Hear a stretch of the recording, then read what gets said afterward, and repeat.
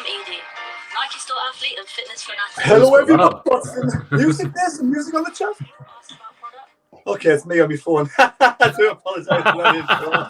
What a start. What a start. Professional to the end. Professional to the end. Welcome to SAFC Fan TV on another wonderful Monday night. And first of all, welcome Jacob. Jacob, how are you doing? I'm doing well, mate. I'm doing well. Looking forward to the 5th round draw we've got coming up, and can't wait to talk about a very exciting game of football we witnessed on Saturday afternoon. I do believe you have done a vlog on that game, and it will be up after this live stream. Is that right, Jacob? Yeah, you're correct. Correct, mate. On 8 o'clock, I believe, which is directly after we finish this live stream tonight. Is it worth watching the vlog, Jacob? Absolutely. I mean, the scenes where we fought a 15-year-old hero, Chris Rigg, getting the winning goal, only for it to be disallowed just seconds after a heartbreaking moment, but an entertaining vlog to put out there. Excellent. Happy days, Jacob. Happy days. Welcome, Jack. Jack, how are you doing? Yeah, I'm good. Lots to talk about tonight, isn't there? And we've got the draw as well, so a little bit of excitement, bit of live content as well with the draw. So yeah, plenty to discuss and go over, and I'm looking forward to it. I heard you missed the goal on Saturday. Was that correct? We did, yes. Unfortunately, our bus was caught up in London traffic, so got up at 6 o'clock in the morning to travel all the way down to the northeast, and we were already 1-0 up when we come to the ground. I suppose it's better than going in 1-0 down, but yeah, a bit disappointed we didn't get the goal. And then we did score at the end and got chalked off. So yeah, not great. Happy days. And welcome to CONRAD. How are you doing, mate? Not bad, Terry. Just like I say, just looking forward to talking a bit about Sunderland and the goal that should have been. Exactly. Before we get started, does anybody have the FA Cup live on their screens? All good to go on my left-hand side. Right, because in case I don't get it, Jacob, you can shout out who's being drawn against who, okay? Absolutely. Spot on. Right, so Saturday we did go down to Craven Cottage and we did come away with a 1-1 draw. And Jacob, what was your thoughts on the starting lineup? Was that probably the strongest we could have put out? Yeah, I think so. Personally, Terry, to be honest, I was a little bit surprised. I thought Mowbray may have given minutes from the start to the likes of, Benete. I think potentially Alex Bass, I thought, might have come into goal for a change, and also maybe Bailey right at the back. But you know what? Credit to him. He went with full strength, more or less the identical team that started against Middlesbrough. I think the only change was Corey Evans, obviously ruled out for the season. Edouard Michou came in as a holding midfielder, and the team performed exactly the same. Really, same level of energy, same with the high press, same with the intensity and the attacking flair we showed against Borough. And to do that against the side, which before kickoff, I believe, was sitting about 6th or 7th, I haven't checked the table, 6th or 7th in the Premier League, was a credit to see. And probably I would say the chances we had second half, I would say we probably deserved to go on and win the game, if I'm honest with you. And let's not forget the players that Fulham have got, that in terms of the quality they have in their squad compared to, look at the previous history of our players in there, the likes of Alessandro Mitrovic, Tom Kearney, bags of experience, Willian, who came on as well, Brazilian international. So, yeah, fantastic. We put up a great fight against those players, and at times we matched them. Excellent. I want to welcome 99 people to the show. Thank you for leaving comments on the chat. Jacob, will you read a few comments out for us, please? Absolutely. Las Palmas Mackems, evening, lads, FTM. Also, credit goes out to the under-21s with their victory this afternoon. The Bristolian Mackem, all right, everyone. Dave Walker, hi, lads. Hi, everyone. DJ Sizzler Watson, evening, boys. What a cracking game Saturday. Ian Wilkinson, hi, gang. Lots to talk about tonight. One of the best performances for years on Saturday. Proud of all of them, including the fans. And also on the live chat tonight, we've got the likes of Ian Curry, Michael McDonough and Nathan Thomas giving their good evenings to the lads on tonight. And also my mate Ben Dawson. See you in London on Saturday, Jacob. That is for Millwall away. And Ian Curry showing his laughter for the Mags under 21s getting beat this afternoon as well. Yes, I think Benetti did score one of the goals today. Anyway, Jack, you were down there on Saturday. Were you happy with the team sheet, and what was your thoughts on the lineup? Is that our strongest lineup possible? Yeah, I think he got it pretty much spot on, didn't he? I felt, because I sort of understand what Jacob's saying. It might have been good to see a few of the fringe players come into it, but I think really that we played so well against Middlesbrough. I think, sometimes there's an element of if it isn't broke, don't fix it. And I think, we just go out there and play the same again. The only one was enforced, obviously, with, Evans being in. Michu pretty much, slotted straight in, didn't he? But I don't think he got it wrong. I thought it was. I was happy enough to see that the lineup and the start in the game. I thought we did pretty well. I thought we were the better team in the first half. We were the team that kept the ball better. We created the better chances, and I think that really, if we could have nicked another one, before half time and got in 2-0 up, I don't think it would have flattered us that much. I don't think Fulham were probably expecting us to be as good as we were. They looked like they were caught on the hop a little bit. Do you know what I mean? It was like they suddenly probably thought, oh, we're a Premier League team against a Championship team, and it should be a stroll in the park. But we gave them a shock. I don't think they realised how intense we're going to be and how good on the ball we're going to be. So yeah, it was a really good first half. What was your thoughts on the crowd? The Sunderland fans were amazing, weren't they? Absolutely fantastic. Yeah, real packed away end. Got behind them from start to finish. Fulham up there with the poorest set of supporters I've ever seen, and you look at the passion of our fans, and you look at the sort of diluted nature of their support, and it was just like there was night and day. But yeah, it was excellent. Really good to see be part of a big away end, and I like the positivity about our fans at the minute. You know what I mean? Because over the last few years in League One, there's been the arguments of should we sack this manager and this player we don't like, and we're still in League One, but there's a real feel-good factor, I think, about the fans at the moment because we're realising that we're getting there. You know what I mean? And it's good to be a part of going to games again. Happy days, happy days. Do you want to go back to the chat again, Jacob? Yes, I will indeed. On the chat, we've got a few minutes to go until the draw, by the way, guys.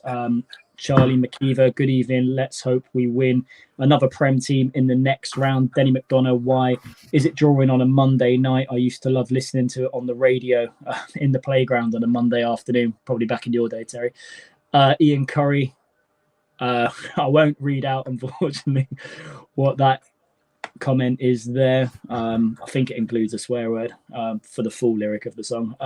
Beefy 7 FTM, what time does it start? I believe in a few minutes time. And Emma Hansen, a member of SAFC Fan TV evening all.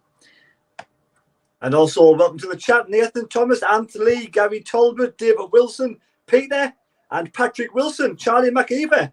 So we'll go to Conrad. Conrad, what was your thoughts on the lineup? And basically, did you get it right, Tony Mowbray? I think so. It was a bit like we were saying on, was it Thursday, when we sort of said, like, we may as well have a go at them and have a go for it. It's a good measuring stick to see where we come up against a sort of bigger Premier League team at the moment. They've only just gone up themselves last season, but that, like Jacob said already, they find themselves top end of the table, having a go at the ones in the European places. So we may as well have gone, well, look, let's see where we are. It could have been a Mowbray sort of going, do you know what? Let's put a stamp down with a stronger team, because if we come away with a win, a draw, like we have done, or even we look good, could it not have been that he goes to the, Speakman or even the board and says, look at this with a few additions, why don't we have a go now? Instead of sort of thinking like we're not that far away. Clearly, look, there's a side that got out of it last year and we were already better than them. It'll only take 1 or 2 additions. So it could have been used as that, because I also kind of agree with Jack when it's like you could have put a few fringe players in, but apart from going, oh, well, he might play a little bit, what do we gain from that? Whereas I thought, like you say, stronger team, could it be used as that measuring stick for us to go, do you know what? We could have a go at this season, and let's go for it while there's a few days left. And we're going to have to now. Stuart's gone.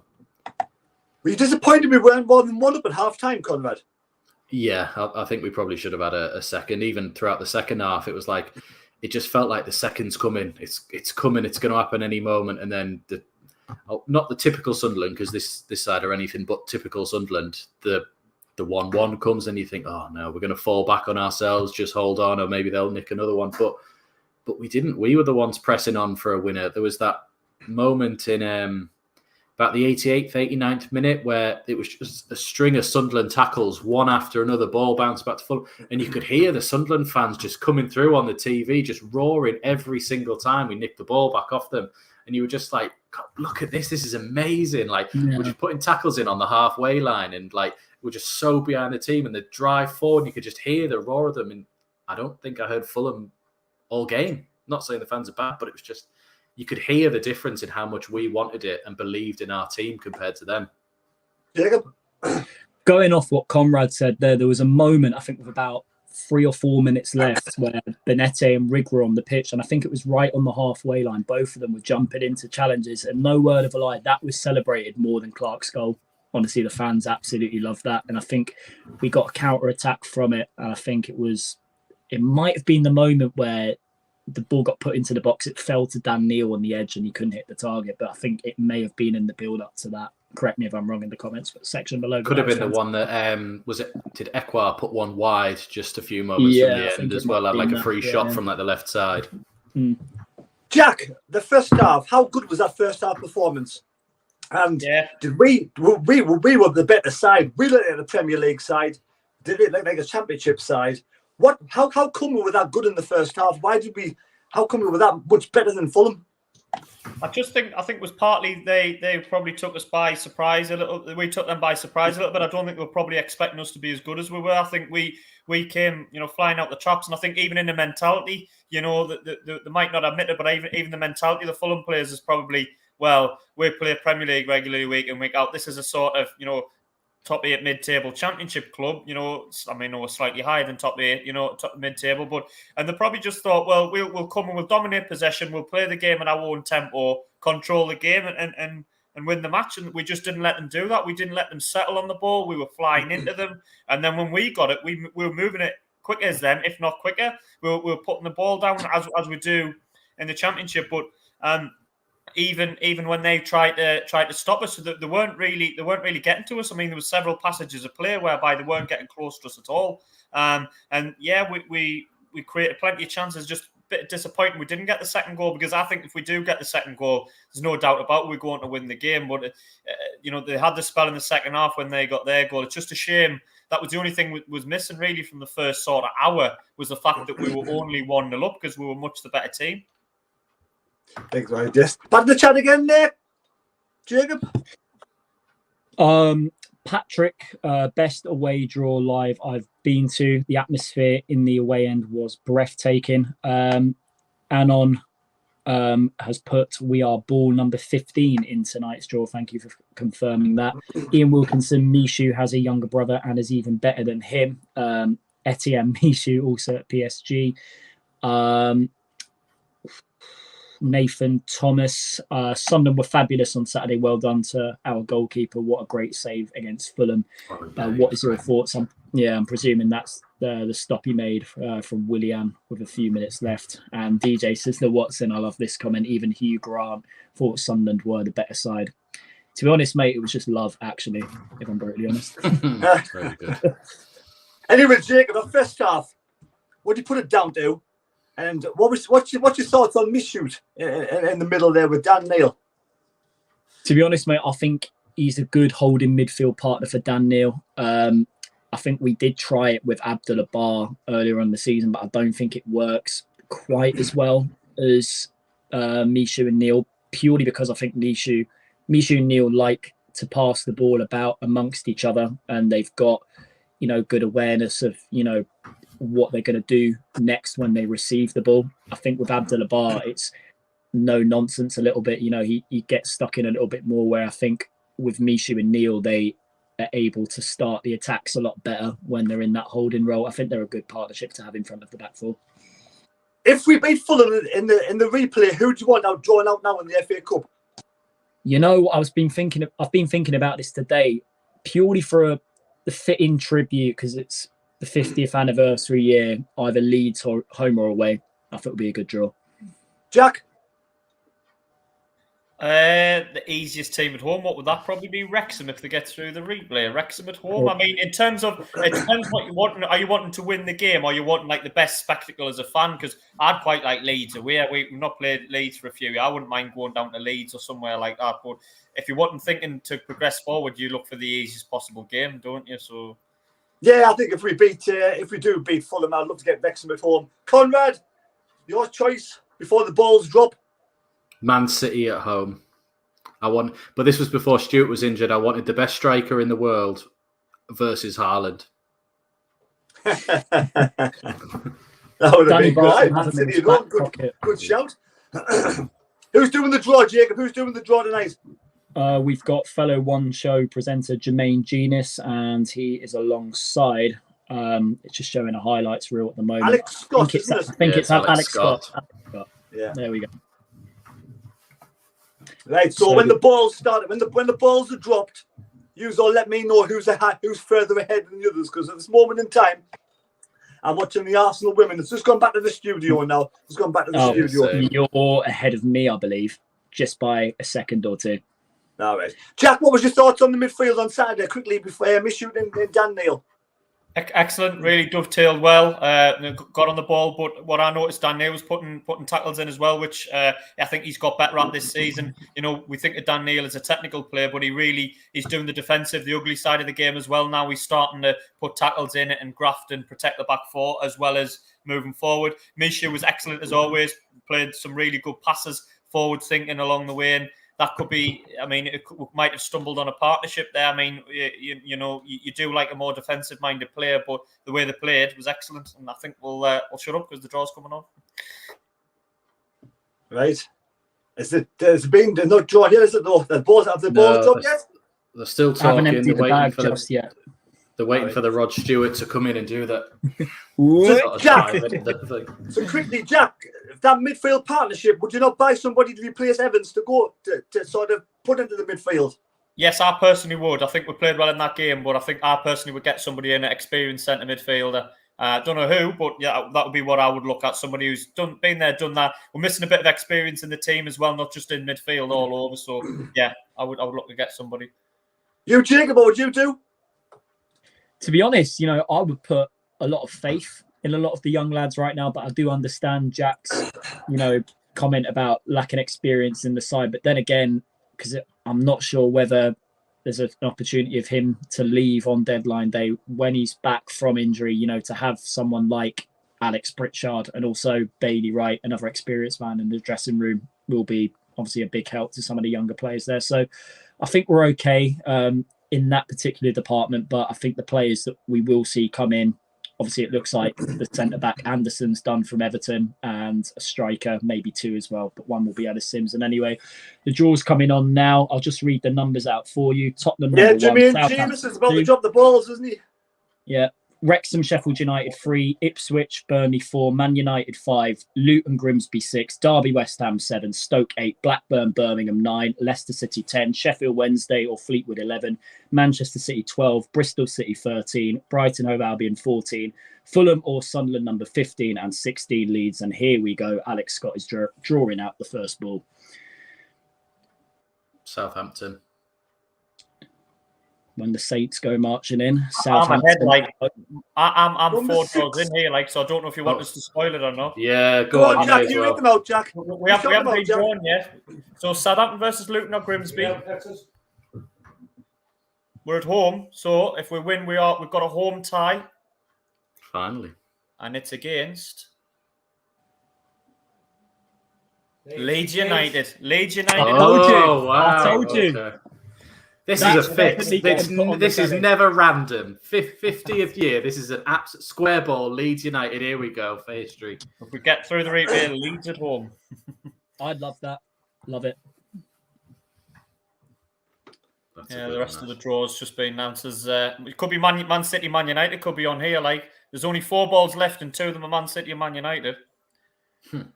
And we're behind them on Stoke versus Brighton, having to get the Sunderland. Yeah, same. Man United at home against City.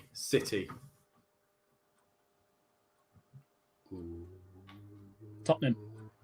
No, Man United got Derby or West Ham. Oh, so it's Tottenham City then, though. Mm-hmm. Ryan Reynolds is Wrexham or Sheffield United. I'm a little bit behind, Jack. You'd imagine, though. Spurs. Oh, against Spurs. Not a bad time. You would imagine, though, Gelhardt's going to be cup tied for us against Leeds. And with Stewart being out, that's going to be a big issue. That's a good point. We'll have to get Simmons back, won't we? That's Got the full draw done now, Jack? Yeah, it's all sorted. Yeah, it'll come up in a minute if you want us to read the lot. But yeah, read them out for us, Jackie. Read them out, please. Just waiting for it to come through and to put it back on the screen. So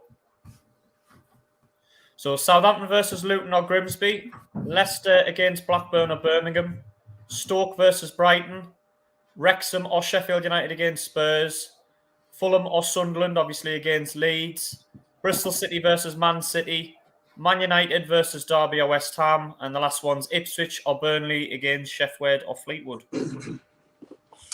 Well, that's the FA Cup done, and Sunderland, if we can get past Fulham, we will be playing Leeds United. 50 years since we won the FA Cup. Thoughts on that draw, Jacob? I predicted it before the start, didn't I? Listen, that's got to be a televised game, surely. Well, let's hope we can beat Fulham first of all, and hopefully that replay's televised as well. But yeah, just a fitting tribute. And I believe the fifth round, I think it started from the beginning of last year. The fifth round of the FA Cup's played midweek now, so it will be a midweek game. I think it's Jack. Did you catch the dates there when the ties will be played at the end? I didn't get it. Sorry. I'll look it up. I'll try and find it. You'll probably be able to get it somewhere, though, I would imagine. Now, let's have a look. I might be able to. Well, Jack, are you going to the Fulham match? Yeah, I'll be going. Yeah, I think it should be a decent. I hope we get a decent crowd, because I think sometimes with the Comb Cup fixtures, there tends to be a bit of a low crowd, doesn't there? And a bit of a flat atmosphere. Mm-hmm. I hope we can. I don't know if it's possible if you have like the minimum you can charge, but if it means to get bodies through the door and make it a better crowd, I hope we can maybe do some kind of a deal whereby we can offer cheap tickets and really try and get people in. I don't know if that's possible, because sometimes there's minimum pricing for tickets, isn't there? So it would be great to see if we can get maybe even 30,000 there. Do you know what I mean? If we can push for that. But does anybody know when the tickets go for sale? Should be tomorrow, I'd imagine. I don't think it'll be long, because the game's next Tuesday. It's meant to be a week tomorrow, isn't it? So it should be, if not tomorrow, then Wednesday, I would think. By the end of the week, it's very late. Here you go. They said the fixtures will take place the week commencing February 28th. So you'd imagine the first couple of days of March will have them on the Tuesday or the Wednesday night. There. Interestingly, it said it gave the fixtures in the, they do the simulated draw first to see if it works and make sure they've got everyone right. It actually put that we would have been away at Man United if we'd have beaten Fulham in the simulated draw. Oh dear. So, Conrad, back to the match on Saturday. Was that one of Sunderland's best performances for a long time? How proud are you of the team? I mean, the youngsters give their all on Saturday. Give their all on Saturday.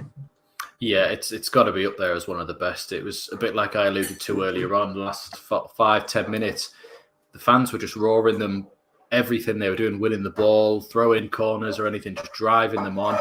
And even if you think about good performances we might have had over the last couple of years in League One, you sort of felt, we might be winning this game, so the fans are with us. But that could have easily changed, like what happened at Bolton when we all went away thinking, good game, we've got a good chance to win here, and then it all went to pot, really. Whereas it feels like even if this team lose, they've died on their shield for us to sort of show exactly what sort of heart and commitment that they have to the cause, every one of them. So it's that thing. I think, was it Jack, you said last week on there that Sunderland fans will be a bit sort of like, if they can tell you're not trying, that's when they won't forgive you. But if they can see you giving absolutely everything for it, we're right behind you, and that's it. They're doing well and they're trying, and we're right behind them every step of the way. So I think that adds to that moment when you sort of think, is that one of the best performances? Probably, just because of how much we're almost in love with this side at the moment and how well they're doing. Just watching the game, I mean, I thought everybody gave 100%. I thought everybody put the bodies on the line. I thought there was some fantastic challenge tackles. I mean, Ballard off the line and Patterson in goal with some great performances. So, used to at the ground down at Craven Cottage. I mean, did you get carried away with the situation? Were you really buzzing? Were you really high? What was it like, Jacob? Yeah, it was just from even before kickoff, Terry, the atmosphere in the away end at the Cottage was absolutely bouncing. And even the Cottage that's on the right-hand side of the away end, Tom Jones from Sky Sports and also Juan Sartori was there afterwards as well. Juan Sartori, interacting with all the supporters after the game. as we were coming out the away end, which was brilliant to see. Just an overall great day. But I think the game of football itself, obviously we would have loved the Sunderland win, but to be there, it was worth every single penny. And obviously first on match of the day as well, which we've not been for absolutely years. And Dion Dublin and Ashley Williams in the punditry seats were absolutely loving some of the stuff we were playing. They just hoped that Chris Rigg would have been a hero and for his goal to stand, but it wasn't to be. I mean, let's face it, it was an absolutely fantastic performance from everybody. I mean, I said, Jack, you were there. I mean, was that one of your best away performances for a long time? Yeah, it was certainly up there. Just how much how far we've come, really, considering it was it a year to the weekend since we lost at Bolton. We got battered down there, and I come back from that game in a real low ebb. I said to one of the lads on the bus, that's probably our worst result in 140 years as a club, losing 6-0 in the third tier. If someone had told me in a year's time you'll be promoted to the Championship, you'll be playing excellent football with young players, and you'll be holding a Premier League team to a draw in an FA Cup, I would have thought, how many of you had? You know what I mean? When did you start drinking? So it just shows how far we've come in such a short space of time, and how far we can go, because this is a really young squad. And I know I keep preaching on about it, but I just hope our fans will just not put too much expectations on them, not get ahead of themselves and want promotion early and everything. Just let them enjoy the football and enjoy being a Sunderland fan again. But in terms of the performance, we were excellent. We came up against the top 6 or 7 team, as Jacob's already said. I know they're probably not going to finish there at the end of the season, but Fulham are a really decent Premier League team. They've got some great players, and we were the better team for large chunks. There was a 15-minute spell in the second half, Terry, where I felt they got on top. I felt our energy went a little bit, and I think it was just their intensity stepped it up. They're used to playing like that for 90 minutes. We probably aren't. It was a Premier League intensity game. So 15, 20 minutes, we had to hang on a little bit, but made the changes and we finished the game stronger. I'm sure we're going to come on to Chris Rigg, but if he'd nicked it, it would have been one of the best away games of all time for me. What did in, Jacob? Yeah, I mean, going back, Terry, obviously to what Jack was saying, you know, it's almost a year to the day since we were there at the Macron Stadium that day, witnessing the worst defeat in the club's history. You look at the starting lineup we played that day. How many of the starting line? We were saying this on the tube going to Fulham on Saturday. How many of that starting lineup have made a significant contribution this season as well? You wouldn't have thought that a year later they'd be playing in the Championship and, you know, pushing for that top 6. Let's just see how bad Lee Johnson was. You could argue that. You know, you really could argue that. I mean, there's Lee Johnson, it's 50-50 for me. I think where you sort of give him credit is he did give, you know, a lot of young players a chance. He gave, obviously, Dan Neil was breaking the side, obviously integrated a few other young lads in there as well. And he did try and play an attacking style of play, which was good to see at times. But then again, the defence was just not back. We were just left so open. And I think the likes of experienced people coming in, like Alex Neil and now Tony Mowbray, have helped the club go up a level in that department. And we've obviously added, you know, experienced and also very talented youth players to that as well. So credit's where it's due.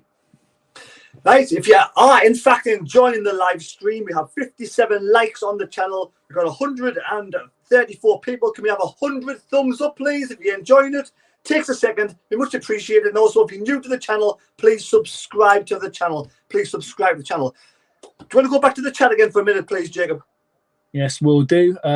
Cool Hand Luke, I think Fulham is a harder test than Leeds, to be honest. Anon, also, lads, if we get to Wembley, I'm 6-6 in my life for seeing my team win. That's what I want. Ian Wilkinson, getting carried away. Well, only time will tell, mate. And question for everyone from Anon. Anyone going to Millwall this weekend? Because I am. I've got a ticket. I'll be going myself, mate. And Jack, I believe, are you going on the weekend? I am, yeah. It's a bit of a tough one for me. The only thing about drawing Fulham, I wanted to play, but it was just the fact that it's going to be 2 London trips down for me on 2 weekends in a row. But so be it. Hopefully, if we do get an early goal, we're actually in the ground this time rather than running in the streets to get to the ground. Right, before we end on the high, I want to go to the low point of the game. Obviously, There's always highs and lows with Sunderland. We never seem to get a smooth run of things. We bring in 3 players in the January window, and no sooner do we do that, we lose Evans for the season and we lose Ross Stewart. Now, anybody actually see what happened to Ross Stewart? You were there, Jack. Did you see actually what happened to Ross Stewart? Because I missed that point. I didn't see it. I honestly, I don't know whether it was the way that he landed or did he go up for a tackle or something. I must admit, I didn't see it. I just saw him go down and suddenly thought, oh, that's horrendous. That's, you know what I mean? And straight away you think of all the players to go down, and it would have to be him. So I must admit, I was just more so concerned when I saw it was him, but I didn't actually see. I didn't get a good view. People in the chat might know a little bit more. It kind of spoilt the day for me a little bit. I mean, I know it is Achilles, and if it's his Achilles is gone. I think CONRAD was saying earlier on about that. CONRAD, what were you saying? Yeah, it's one of them that it's like, I don't think there's a quick fix on it on there. You've got to imagine you put all your weight down on your foot through that there. So if it's anything, just his season's over, we're probably a bit lucky, because it's one of them that you might not come back from the same player again, really. So it's one of them that, are they going to look at his contract still? Is this going to have an impact on us next season as well, potentially, whether we're up or still in this league as well? It's not a good one. I mean, nothing's been confirmed, but I mean, if you just have a look back at anyone who has an Achilles injury, it's not a quick turnaround. It's very painful as well. I mean, I've had a few twinges myself, and nothing never went. But I've had a few twinges, and you feel, oh shit, that's going to be really painful if it did go like. So I mean, I'm absolutely gutted for the bloke. I mean, we're just getting him back. He's scoring goals for fun. He seems to be quite injury prone, to be fair. I think he was injured when he was at Ross County. I think I'm not quite sure, but I am absolutely gutted. And no sooner do we seem to be getting on the right track, and we lose experienced players like Stewart and Evans. Jacob, what's your thoughts on the Stewart situation? Well, going back to obviously when it first happened, I was 4 rows from the front. We couldn't really tell at the other end how serious it was until the stretcher came out. It looked like, based on like the build up to it, he was running onto a loose ball in the box. I mean, there were so many bodies that were sort of blocking the incident, so I couldn't really tell exactly how it happened and how he ended up on the floor. But it's just one of those freak things. It happens, you know, once in a blue moon, but it's just our typical luck. It's happened to our best player, and it's his second long-term injury he's going to have this season, which, knowing players who've had Achilles injuries over the years, you know, at this stage of the season, it's definitely them ruled out for the rest of the campaign. So I'm not expecting to see Ross Stewart back anytime at all this season, at least. It could really impact the majority next season, to be fair. I mean, he might never get it back, like you say. He might never get back again. And if that's the case, I mean, Jacob, we've got like 24 hours basically before the transfer window closes. How important now is it the next 24 hours to get a striker in? Or do we get 2 strikers in? Or what's your thoughts on that? Yeah, vital. I'm hoping, I'm pretty convinced, to be honest, the Sims deal will be done, because I don't think Sean Dyche would have took that job at Everton if he wasn't promised a striker that he wants, that's not there at the club at the moment, coming in. And that will, I think, basically make the Sims transfer more possible. But I think he will probably come back regardless, whether that's a permanent deal or a loan deal, who knows. Personally, I think the club will want to stick with another loan deal so far, rather than fork out money for him. And it wouldn't surprise me at all if we add a second one to that as well. But I personally think that will be someone who maybe another youngster from a Premier League side. But then again, there's the worry with that from signing youngsters from Premier League teams. There's normally clauses in their contracts where they have to play certain minutes. So I think we'll be maybe looking abroad. We may have a young player lined up, a striker that potentially would have brought in if Stewart was to leave anyway, even if he was fit. So who knows, you know, a lot can happen now until is it either 11 o'clock or midnight tomorrow? I need to check that. Yeah, I know Christian Speakman won't be in the same situation as what a few seasons ago with Will Grigg, where we sort of held the ransom in the last minute because we were desperate for a striker. Jack, will we bring a striker in? We'll get 2 in. Who do you think will come in? I don't think we'll get 2. I think that's a bit ambitious, given how close we are to the window. I do think we'll shoot. I think we will get one in.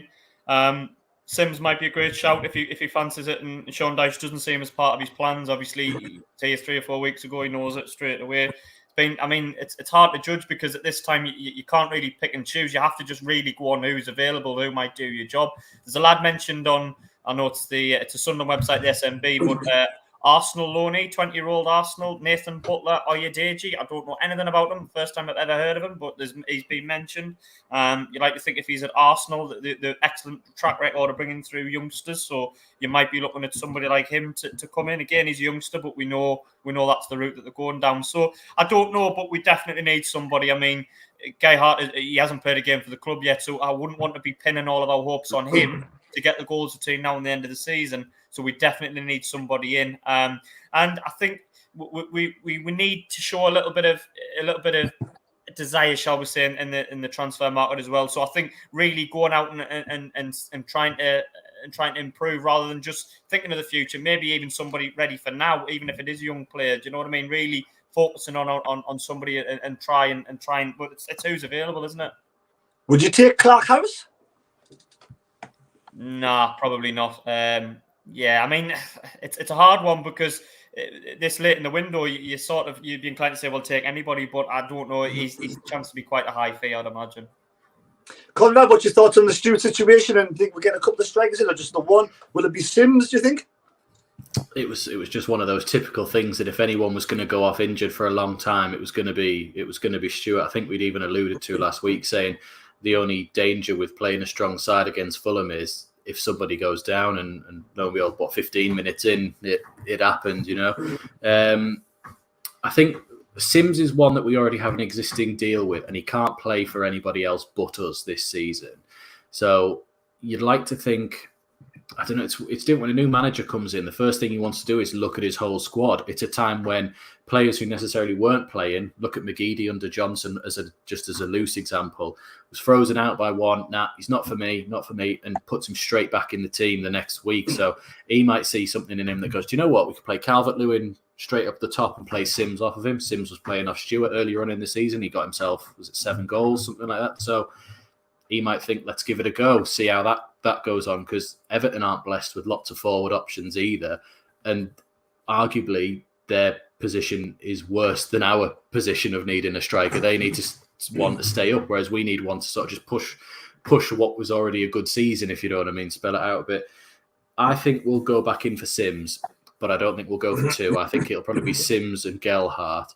And I think I said to you before we started that Lee Hadge can play as a striker. He's only 20, but you sort of think, well, look, if you've got 2 and a bit strikers, really, if he's young and that, he's probably going to go, it's fine.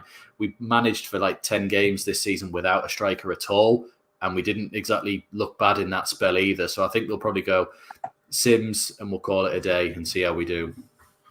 Yeah. Right. Jacob, do you want to go back to the chat and then you had your finger up? Yes, I'll go to the chat first before I make my point. Las Palmas Mackin, we need to show Stewart how much we want him and offer him a new contract. I'm assuming that's when he gets back fit. When that will be, we don't know. Ian Wilkinson, no rush to give him a contract now. Who knows when we might find another gem meaning a replacement. And David Walker's just confirmed for us that it is an 11 p.m. deadline. For someone said Benjani was spotted outside the Academy of Light, so I bet Philly's at the parent door trying to find him now. Benjani, yeah, what a player. What were you going to say, Jacob? No, it's just touching on what Conrad was saying. The Benjani, Steve Bruce signed him back in 2010. I don't know how many times he played for us. I think it was only there. Can't have been more than 5 or 6. Like, you know, no. It's just no. Didn't make. But, I mean, we had some random January signings. I think we had Louis Zaha at one point. Didn't he come in January for half the season as well? He came in the summer on a free from Lazio. Right, and we had like James McFadden as well for it. We had loads of strikers that had turned up and never scored for us, basically. So hopefully we've learned from that. Yeah, hopefully we've learned from that and we go for someone who can score. Emmanuel Aboué, sorry. Just wouldn't pay his agent, so he wasn't allowed to play. yeah. And there was the other one that's Damon Ndoye when he actually scored a goal in a 2-2 He had draw. one disallowed. He had one disallowed against either West Brom or Stoke as well at one point. We could have won. Yeah, that. I think it was the same one. Watford, I think it was last day of the season. Terry, I was going to ask, in terms of, obviously we touched on players coming in there, do we see potential outgoings in the next 24 hours? Well, I've only heard maybe Bailey Wright possibly, but I think that's about it really. And to be fair, I'd rather keep Bailey Wright, even though I do know the deal's done and dusted for Joe Anderson, the Everton defender. He's just like same as there was Gelhardt waiting for medical. It'll be announced tomorrow. I think he's a 6-foot central defender, but also play on the left hand side. Hasn't made it to the first team at Everton just yet, but he's played loads of under 23s and reserve games for Everton. So he's a. You think Everton would be desperate to play their youngsters at the minute because the first team don't exactly do that great for them during the week. But one letting these people go for nothing. One thing is for sure, Sean Dyche, with a lot of players who are bang out of form, he will create a big reaction. Yeah, Cody and Tarkovsky will have a sudden upturn of fortunes for him. Right, Jack. The table side. Our right-hand side, Roberts, Ahmad, Hume. How good is that combination going down the right-hand side? Fantastic. They were brilliant, weren't they? I mean, Hume's been brilliant for a while now. He's turned in 7 or 8. It seems like good performances in a row. Patrick Roberts, he just gets better and better. Sometimes I struggle to believe he's our player. Do you know what I mean? Because when he's on form, you're looking at him thinking, how are you not at a Premier League team? And I think there was an article on the Athletic of him a few days ago, and I think it was just highlighting a player when they find a home, when they get a settled squad and the like who they're playing for, and they know they're going to be playing regularly. And I think we are seeing the best out of him. His technique is brilliant.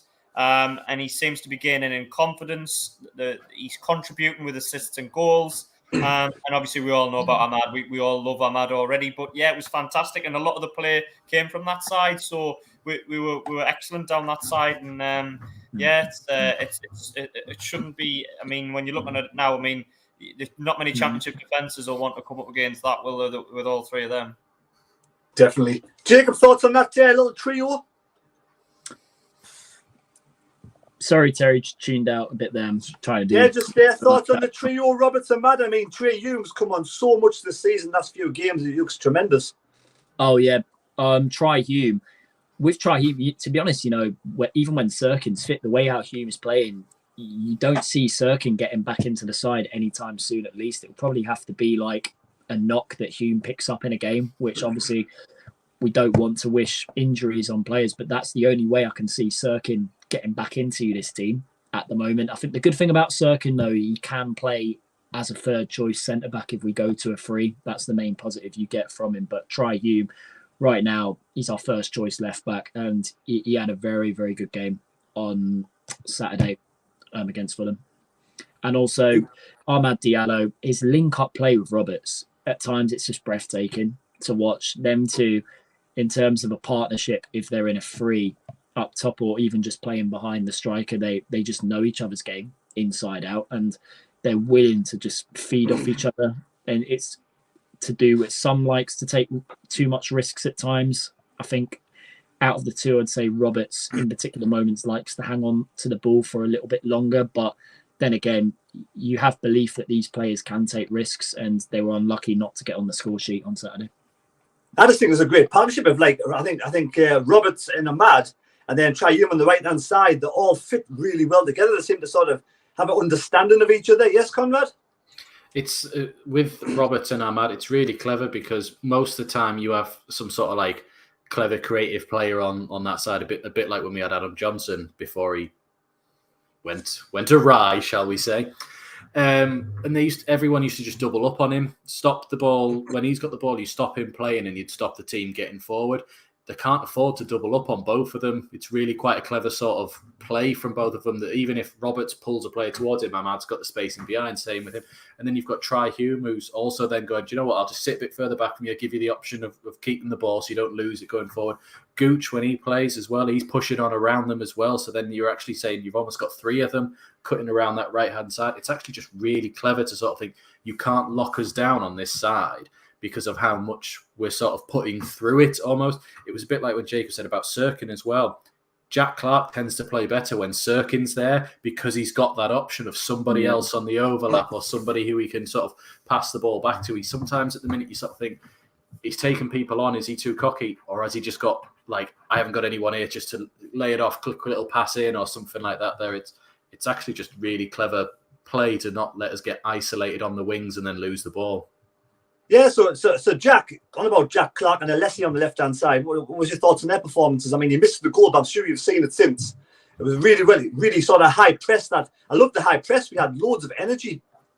Yeah, well, that's the thing, though, isn't it? If you want to set yourself up as a high-pressing team, you have to have the legs to be able to do it. So, I mean, that's the way that football's going these days, isn't it? You know, teams are wanting to play out from the back.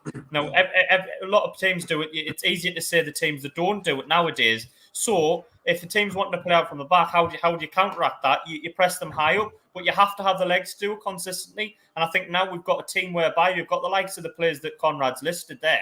All of them are energetic, they're quick, you know, they know how to press. So you have to pick the right players to match the right system. It wouldn't have been any good doing it under a Phil Parkinson team, let's be honest. You know what I mean? I mean, some of those players look like they were towing a caravan when they were playing for Sunderland, trying to run with that on the back. So I think, in terms of Clark and Alessi, I mean, they sometimes go a little bit less noticed than on the other side because they're a bit more. I mean this in the nicest possible way. They're not as technically gifted. They're not as flair. You know, they don't show as much flair. But I thought they're excellent. And the fact he pressed them so high up and then and made the mistake, you know what I mean, against Premier League defenders. You know, if we can get that right in the Championship and develop that, then you know, it can only be a good thing. But they didn't press as much as the right hand side. But they're still, you know, as Conrad's touched on, to have threats coming from all angles now. You know what I mean? We're not just Ross Stewart and 10 other players. We've got the right side, we've got the left side, we've got players breaking from the middle, we've got players running in behind. So we're multifaceted, shall we say. Yeah, it was also great to see Huggins get 45 minutes as well. So Conrad, what was your thoughts on Jack Clark's performance? I thought it was better. I know he comes under a bit of stick sometimes from us there, where he takes people on, he might lose the ball, or he doesn't seem to be at it as much there. But I mean, remember him earlier on in the season, some of his play was absolutely phenomenal for us there. And like I sort of already said, I think he plays better when he's got Sirkin backing him up. You know, I don't think him and Alessi have quite formed that sort of partnership yet between them, but I'm sure it'll come because they're both a very sort of similar player. But Sirkin will tend to sort of bomb on down that side and give him the sort of overlap, which might pull his defender out, meaning Clark can cut inside and have a look at his sort of options with his right foot. It was great to see him impressing because, I mean, I think it was Diop who plays for Fulham. He's not new to the Premier League. He's been at West Ham for 4 or 5 seasons as well playing. So to be caught out by what is technically a youngster from us as well, just on the ball, just sort of dilly-dallying around. And then he just calmly slots it past the keeper as well. It was actually really sort of nice to see that, do you know what, you're getting this stick, but you're still going and you're waiting for your opportunity and you took it when it came. Cheers. Back on the chat, Jacob. On the chat, Terry, mate. So scrolling up, Ian Colson put an interesting comment. Can any of you old supporters remember the blokes selling peanuts in the Roker end as he used to chuck them up and down in the terraces in packets? I think we Philly might have told this story before. Steve Usher, I reckon Gelhardt will fit right in playing Roberts and Ahmed. The 3 of them will torture defences. And the Casual Observer, an interesting comment. He's put tonight, Julio Arca has just signed for the Cambridge club on Broker Avenue Sunday morning side. I kid you not. Whether there's ever any clarity in that, I'm not sure, mate. But anyway, Terry, back to you. Yeah, I'm going to say two players still last. We talk about Ballard. Ballard's performance was great. Batt's performance was great. But I want to talk about Patterson. Jacob, Anthony Patterson, how much has he improved over the last couple of seasons? He's basically beat us since he was about 6 years of age. A lot of people had doubts in League One about him, then doubts in the Championship about him. So Anthony Patterson's come all the way through. And I thought, for me, he was my man of the match on Saturday. It was absolutely fantastic in goal. And then he got another youngster coming through like Chris Rigg, 15 years of age. That would have been the youngest player to score in the FA Cup ever. So those 2 players, your thoughts, Jacob? Well, on to Patterson first. Listen, I'm intrigued to know what the current contract he's on right at this moment in time, because I'd tie him down for even longer. You know, he's got the capability to play in the Premier League one day. Honestly, he's that good. He's so calm and collected. Normally, you get to see goalkeepers being a bit agitated, won't opening their mouths, Pickford. Yeah, exactly like a former fellow Mac and Jordan Pickford, also England's number one. Patterson is slightly different to that at times. He doesn't normally do that. But one thing with Patterson is, that he has no fear whatsoever. If we were playing, say, like a Man City or a Man United away from home, he just wouldn't be phased in the slightest. He'd just turn up and just put in a top performance at times. Man of the match on Saturday? I personally would have given it to Roberts, but I think Patterson would be way up there. And obviously Chris Rigg as well. Early, there was potential rumours he's been linked with moves away recently because we haven't tied him down on a new contract. But I think in terms of his development going forward, I think we're the best place for him right now. Can we tie him down? He's 15, isn't he? Pardon? We can't sign him yet. He's 15. I know how that sounded when I first said it there, but can we tie him down? He's 15 now. Yeah, we'll move on to Jack. Jack, you might know. He's not. He can't get a contract till he's 16, which is the summertime. He's 16 soon, though, isn't it? He's 16 in June. Same birthday as me, June the 18th. That's when he's 16 on June the 18th. Different years, don't mind, I would have thought. Oh, miles different years. Much better football as well. Anyway, Chris Rigg, his performance on Saturday, he's come off the bench. Last 5 minutes. He took that goal absolutely. I mean, I knew Bar was offside. The lad didn't know at the time. There's bags of it. It looks like he's just been there around for years. Just casually went up to the goal, slotted the ball home. Easy as that. Celebrating. Poor lad, gutted. Offside. I was gutted as well. And Anthony Patterson as well, his performance, Jack. Have a chat about those two players. Yeah, I'll do Chris Rigg first. I mean, I thought he came on the pitch and he just, like you say, nothing fazed him. He was happy to get on the ball. I always look at young players and think, early on in their Sunderland career, how confident are they? Do they hide a little bit? Do they give it away? And not try anything? I think one of his second or third passes, he played a lovely diagonal ball over the top, and I think it just went out of play. But I just thought, I like that. You know what I mean? Somebody who's going to get on the ball and try things, because it would have been easier for him to go on and drop it a little bit. You know what I mean? And panic. Be nervous and just give the ball away easily. But I was happy with his performance, and I think it would have been excellent if it would have stood. I think I knew straight away when the ball went, and I thought that's potentially going to be offside. And everyone was jumping around us, and I saw the referee's arm up in the air. I thought that's a shame. That's a real shame. But I would have capped off a brilliant debut. But for somebody that young to be good enough to play for us, but B, show the composure and confidence, I thought was fantastic. And I think in terms of getting him to sign, I think he just need to convince him that his best years are ahead of him at Sunderland. We've nurtured his development so far. And Patterson, how happy did he look when he scored the goal, though? Oh, he was away. I think he knew in the back of his head, though, because he sort of give it half a celebration, then looked. So I think if he'd known he was on, he would have given it more of a celebration. But Patterson, I think Patterson's excellent shot stopper, brilliant reflexes. I think the only thing that he probably needs to improve on if he does want to go high is probably with his distribution. Sometimes that's not quite at what it should be at, but he's very, very early on in his goalkeeping career. What's he played? 40, 50, 60 games, maybe a bit more. So he will get better at that. Hopefully it's for Sunderland in the Premier League, and we don't need to sell him. But he's got all the attributes if he improves his distribution. Who was your man of the match on Saturday? Tough one. Tough one, yeah. I'd go Patrick Roberts. I thought he was ironically, he was the thorn in Fulham's side, ex-Fulham player, but I thought every time he got on the ball, he panicked them. They were trying to double up on him, and he was still finding a way. I think he nutmegged somebody while running at full speed on one of them, and I thought that was just brilliant. There was a few good individual performances, but I would have given it Patrick Roberts. I thought he was fantastic. He did a good, definitely was brilliant, wasn't he? He was brilliant. CONRAD, Anthony Patterson, came through the ranks, League One, had doubters, Championship, had doubters. Have all the doubters been dispersed now completely? I'd pretty say so, yeah. You can't sort of deny him after so long. And I was one of them when he first came in that went, is he actually any different to what we had before? And then he just seems to be getting better and better. Nothing, like they've already said, nothing fazed him. Great shot stopper. For someone who I don't actually even see talking or communicating with his defence that much, he seems to know exactly where they are and where he's supposed to be there. Like we said before about Pickford, you'd sort of see him make a save, stand up and be like effing and blinding, like, over here, and you need to be over there, and you need to drop. Whereas Patterson just gets up and just like, right, yeah, on to the next one. That's what I've got to do. Everyone knows where they beat. He trusts his defence to do the right thing for him. If we're going to Chris Rigg, it's like Jack said, it's just so composed when he came on. I didn't quite spot that it was offside when he first did it on the first one. And no so that one first did. playthrough, I was kind of like looking at my phone, and I sort of looked up, and I just saw Bard gone, and I was like, oh, like straight through. And I was up. I was around my living room already running off. And then I saw him turn around and was just like, oh. And then it's like, that linesman needs to be done for child cruelty. You can't disallow a 15-year-old's winner in the FA Cup. Like, that's shocking behaviour. Who was your man of the match?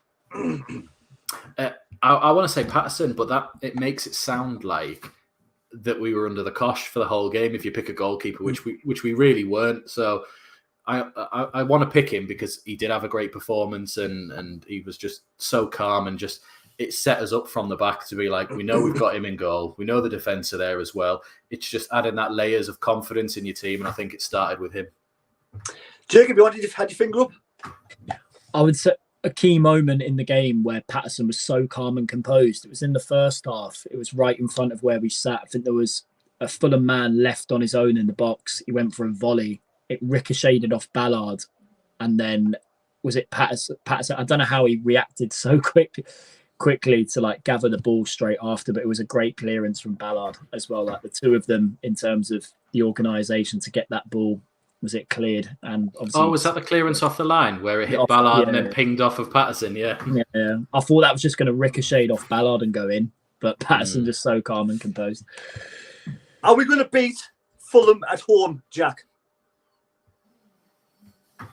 Yeah, I think so. I think we've got a bit of a feel-good factor going at the moment. I think it might go all the distance, though. You might end up going all the way to extra time and penalties. But I think we will just edge home and set up what looks like a mouth-watering fifth-round tie against Leeds on the 50th anniversary of 1973. So, yeah, I think we'll just edge home. CONRAD, is it in the stars, written in the stars, Sunderland to go all the way this season?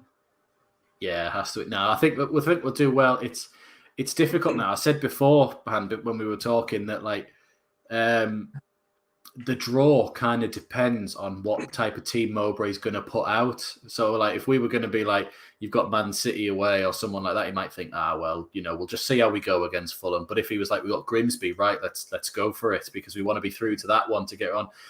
I think Fulham will do the same as us. Probably look at that next game and go, right, no messing about. Like they've got Leeds and they could beat Leeds as well. So they might think, well, actually, this is our chance to be in the quarterfinal as well. Because I'm sure this is the last 16, isn't it? There were 16 draws. So we're down to the quarterfinals next. So it's I think it's one of the things where both teams will look at this and go, we both want to win this game because of the next opposition.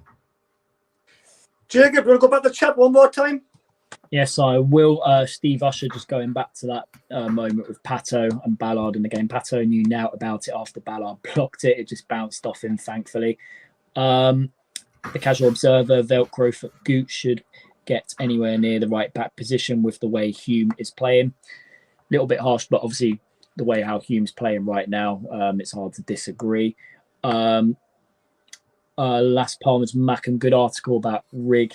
In the States, he picked up, said he picked the best club for his development and also states he's a big Sunderland supporter. How do you think his family feel? Because aren't they Newcastle fans and he was off patting the badge when he scored? Yeah, I've heard about this. But so, Jacob, you just said that Chris Rigg's in Sunderland. I've heard his brother's a Sunderland fan. Is Chris Rigg a Sunderland fan? Because his parents are Newcastle fans. I think he is, I'm assuming. I know he's a South Shields boy, so there's a mixture of the fan bases in that area of the Northeast, but I hope so, but it makes no difference as far as I'm concerned. If he plays, I don't think you could be a Newcastle fan and start patting the badge no matter how happy you are. Yeah, exactly. I think it confirms it. 100%. Also, can I just ask quickly before we go, Chris Rigg's 15. Why is he allowed a betting sponsor on his shirt? Surely he has to be sold one without a sponsor on and playing that. Like, that's... You might get a fine for that one, I think. You've got to be pretty boring to pick up on that, though, Conrad. I've got to be horrible on that. Like, but I just saw it the other day and I went, hang on, kids' shirts aren't allowed sponsors from betting companies. If he's old enough to have that, he's old I enough never to even get thought of that, contract to now. be fair, but you're right. You are right. Like, I never even thought of it. It's just the way my side. Jacob, somebody's asking. Sorry, somebody's asking, Jacob, are you doing some sort of live stream for tomorrow night for the transfer deadline night?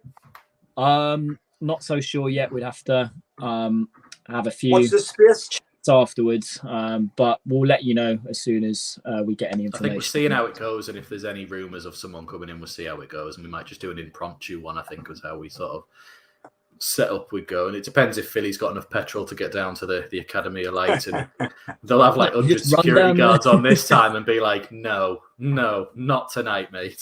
We want to announce the players, not you. on the chat. Ian Curry says he's a Newcastle fan, but clearly he loves Sunderland as well. So because he's got with his teammates, he's been Chris Rigg, a I thought young you meant lad. Ian.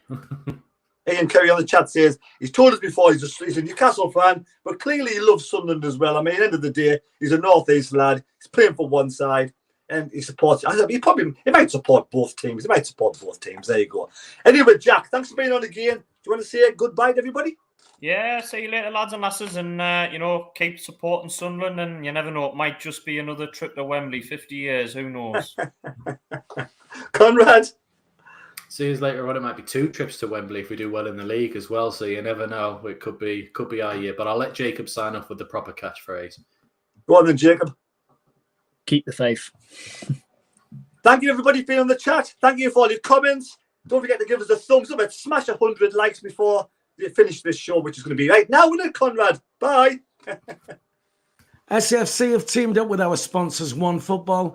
This is a superb